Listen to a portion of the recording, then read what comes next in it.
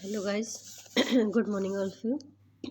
Groups and ring में हमारे पास last में चल रही थी यूक्लिडियन रिंग। इससे पहले वाले लेक्चर में हमने यूक्लिडियन रिंग के बारे में बताया। ओके, यूक्लिडियन रिंग कि अगर आपके पास कोई भी किसी कम्यूटेटिव रिंग को यूक्लिडियन रिंग बोलते हैं इंटीग्रल डोमेन में, तो आप कैसे कह सकते हैं कि आपके पास इसकी दो कंडीशंस फॉलो करनी है। क्या आप लेंगे ए और बी, दो नॉन जीरो एलिमेंट है किसके, आर के। ठीक है, दोनों नॉन जीरो एलिमेंट है, किस में बिलोंग कर रहे हैं, आर में बिलोंग कर रहे हैं।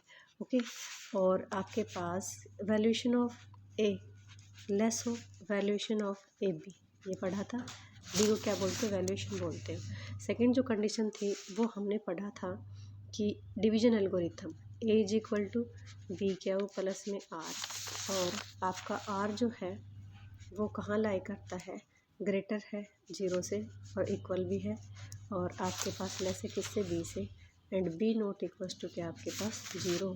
तो हमें ये प्रूव करना है, तो देन हमें ये दिखाना है कि वैल्यूएशन ऑफ आर लेस हो किससे, वैल्यूएशन ऑफ बी से, या फिर क्या दिखाना है कि आर आपके पास क्या बने, ज़ीरो बने। तो मेन जो आपकी कंडीशन है यूक्लिडियन रिंग में आप क्या दिखा रहे हो, ये दोनों दिखा रहे हो। ओके, तो देखिए इसी के ऊपर हम क्वेश्चन करते हैं आगे। Prove that every field is an Euclidean ring. Field में क्या पढ़ा गाइस, फील्ड में आपने 11 कंडीशंस पढ़ी। आपने 5 तो अंडर एडिशन पढ़ी थी, और 5 आपने अंडर मल्टीप्लिकेशन पढ़ी, और एक आपकी जो थी वो डिस्ट्रीब्यूटिव प्रॉपर्टी पढ़ी, राइट। तो डिस्ट्रीब्यूटिव प्रॉपर्टी पढ़ी, तो ये आपका फील्ड था, मतलब इसके पास सारी चीज़ें हैं। ओके, मल्टीप्लिकेटिव इन्वर्स भी है, एडिटिव इन्वर्स भी है, वो भी है। तो हमने दो एलिमेंट लिए, एफ आपका फील्ड है। तो हमने फील्ड, अब आप देख पा रहे हैं कि यूक्लिडियन रिंग प्रूव करने के लिए हमें क्या दिखाना पड़ता है, क्या मानना पड़ता है, वैल्यूएशन मानना पड़ता है। वैल्यूएशन क्या है, एज ए फंक्शन है। जैसे हम फंक्शन डिफाइन करते हैं ना, तो वैल्यूएशन भी आपके पास एक क्या है, फंक्शन है। तो let us we define valuation of d लिया हमने, कैसे लिया कि ए का वैल्यूएशन क्या बन रहा है आपका, ज़ीरो, लेकिन ए जो है वो फील्ड का एलिमेंट है, नॉन जीरो एलिमेंट है। तो देखिए to every non zero element जो बिलोंग करता है किससे, एफ से, वी असाइन एक इंटीजर क्या लेंगे, ज़ीरो लेंगे, ताकि हम उसके लिए क्या निकाल पाए, वैल्यूएशन निकाल पाए। ओके, हमने इसके दो एलिमेंट लिए ए और बी, जो कि किस में थे, बी में, एफ में बिलोंग कर रहे थे, दोनों क्या थे, नॉन जीरो थे। ओके, तो दोनों का प्रोडक्ट भी नॉन ज़ीरो होगा। अगर दोनों का प्रोडक्ट नॉन ज़ीरो है तो देन दोनों बिलोंग्स टू किससे, एफ़ से जाएंगे, क्योंकि हम क्या ले रहे कि एफ़ में ना नॉन जीरो एलिमेंट्स लिए हमने एफ़ के। तो अगर ए बी आपका एफ़ है, तो according to question definition of valuation, valuation of a b भी किसके बराबर होगा, ज़ीरो के बराबर होगा। ये इट में भी किसके बराबर, एक आप इसको क्या लिख सकते हैं, valuation of a b and valuation of a both are किसके इक्वल है, ज़ीरो के इक्वल है। तो देखो यहाँ पे पहली जो कंडीशन हम होल्ड कराते थे, लेस इक्वल, गाइस इसमें दोनों चीज़ एक साथ नहीं होती। आपको पता है कि अगर आपको ये बोला जाए कि x लेस इक्वल है 2 से, तो या तो x 2 से छोटा होगा या x 2 के इक्वल होगा। मतलब यहाँ पे आपके पास जो कंडीशन है वो दो रहेंगी, ठीक है, एक बार में एक ही आपकी होल्ड होगी। ओके, तो हमने यहाँ पे ए बी का और ए का जो वैल्यूएशन है वो क्या करा दिया, दोनों का सेम दिखा दिया। फर्दर इफ़ आपने क्या लिया कि ए बिलोंग करता है किससे, एफ से, and b j non zero element of किसका ले लिया, एफ का। आपके पास ए एफ का एलिमेंट है, बी भी हमें नॉन जीरो एलिमेंट मिल गया एफ का। तो एफ आपका फील्ड था, तो देन ए बी का इन्वर्स बिलोंग करेगा किससे, एफ से, मिल रहा है। ओके, तो मैंने इसको क्या लिखा, ए इक्वल्स टू ए बी का इन्वर्स इनटू में बी लिख सकती हूँ। ये किसके बराबर होगा, ए के बराबर ही हो गया ना, वापस प्लस में जीरो, ठीक है। तो ये किस टाइप का बन गया, ये देखिए आपके पास बन गया, क्योंकि आपको ये पता है कि ए एफ में आ रहा है, आपका बी भी एफ में है, और सारे जो है एलिमेंट है वो क्या है, नॉन जीरो है। हमने सिर्फ उनका वैल्यूएशन ही जीरो डिफाइन किया है, बाकी एलिमेंट जो है वो आपके सारे क्या है, नॉन जीरो एलिमेंट है। तो ए एफ का है, बी नॉन जीरो एलिमेंट है, तो देन ये अपना इन्वर्स एग्जिस्ट कराएगा, इन्वर्स एग्जिस्ट कराएगा। तो अंडर क्लोजर प्रॉपर्टी की ए और बी का इन्वर्स दोनों किस में जाएंगे, एफ में जाएंगे। ओके, तो देन हमने इस टाइप से लिख दिया, A is equal to A B का इन्वर्स बी प्लस में जीरो लिख दिया। अब देखिए क्या इसको मैं कंपेयर कर दूँ इसके साथ, ए बी क्या हो प्लस में आर कर सकती हूँ ना, तो क्या वो मेरा कौन बन रहा है, ए बी का इन्वर्स बन रहा है, और आर इज इक्वल टू क्या बन रहा है मेरा 0। तो देखिए हमने दोनों कंडीशंस को होल्ड करा दिया। अब हम क्या कहेंगे कि हमारे पास ये जो फील्ड है वो क्या किसका काम कर रहा है, यूक्लिडियन रिंग का काम कर रहा है। ओके गाइस, नेक्स्ट आपके पास थ्योरम है। तो आपको इसमें ना ये नहीं सोचना कि क्या करना है, आप ये देखिए स्टेटमेंट में क्या दे रहा है कि किस चीज़ को क्या दिखाने की कोशिश कर रहा है, कि फील्ड को दिखाने की कोशिश कर रहा है या कॉम्यूटेटिव रिंग को दिखाने का कोशिश कर रहा है, इंटीग्रल डोमेन को दिखाने की यूक्लिडियन रिंग कर रहा है। तो यूक्लिडियन रिंग के लिए हमें क्या करना पड़ेगा, तो वो दोनों पॉइंट जो है वो आपको अपने माइंड में सेट रखने पड़ेंगे। ओके, तो नेक्स्ट है आपके पास आर, आपके पास कोई भी यूक्लिडियन रिंग है। एस हमने उस यूक्लिडियन रिंग का क्या ले लिया, कोई आइडियल ले लिया। तो then there exist an element, आपके पास एक एलिमेंट मिलेगा ए नोट, जो कि बिलोंग करता है किससे, आर से बिलोंग करता है। ओके, और सच दैट आपने कैसे लिखा कि s is equal to A naught r, और आर बिलोंग करता है किससे, कैपिटल आर से। तो देखिए आर आपके पास यूक्लिडियन रिंग है यूक्लिडियन रिंग, एस आपके पास उसका आइडियल है। तो कह रहे कि कोई एलिमेंट मिले ए नोट एस का, और हम एस को क्या लिखे, ए नोट आर। मतलब कह सकते हो कि एस को जो है हम मल्टीपल ऑफ एलिमेंट किसका लिख सकते हैं, आर का, क्योंकि सॉरी ए नोट का। अगर हम आर की वैल्यू वेरी कराएं तो ए नोट तो फिक्स ही रहेगा आपके पास। यहाँ से एलिमेंट जो वेरी होते जाएंगे वो किसके वेरी होते जाएंगे, वो आपके आर के वेरी होते जाएंगे।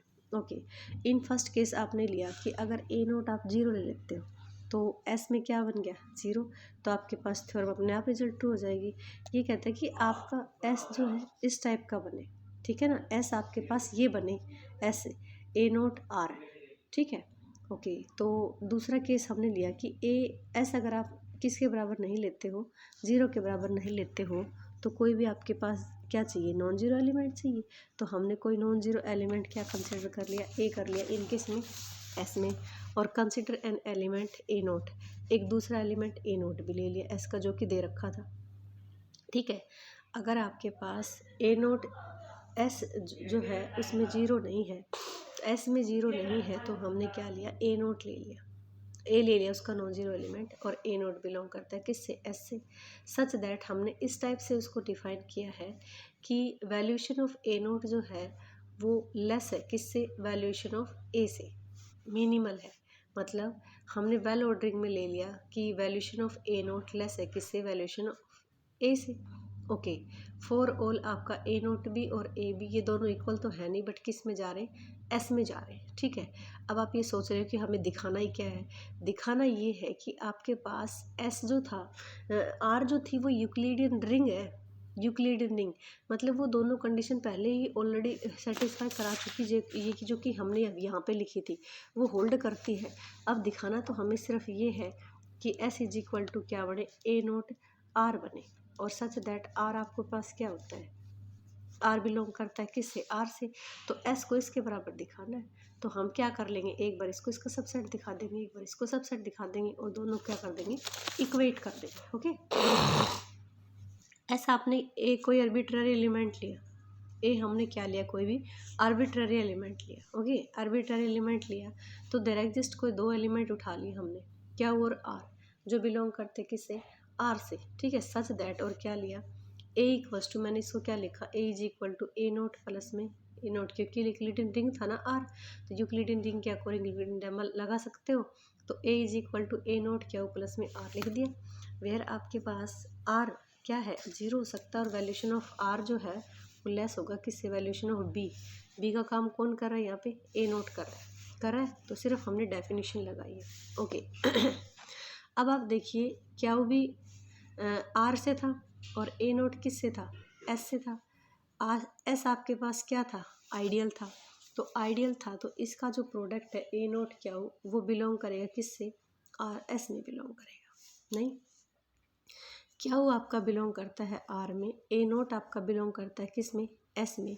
तो ए नोट क्या वो जो है वो बिलोंग करेगा किससे, एस से, क्योंकि एस आपके पास क्या था, आइडियल था, एस हमारे पास क्या है, आइडियल। ओके, जब ये सिंगल एलिमेंट एस में जा रहा है और एस ए भी बिलोंग करता है एस में, एस आपके पास आइडियल था, तो under sub group condition addition की इन दोनों का जो डिफरेंस है जैसे दो एलिमेंट लेते हो ना आइडियल में, ध्यान है आपको कि ए और बी आपने दो एलिमेंट एस के ले लिया, तो देन ए माइनस बी जो है वो भी किस में जाएगा, एस में जाएगा। और एक एलिमेंट आपने एस का लिया और आर का लिया, आर, तो अगर वो आइडियल है तो लेफ्ट और राइट जो है वो दोनों किस में जाते हैं, एस में जाते हैं। तो कंडीशन हमने लगाई है ऊपर वाले, ठीक है।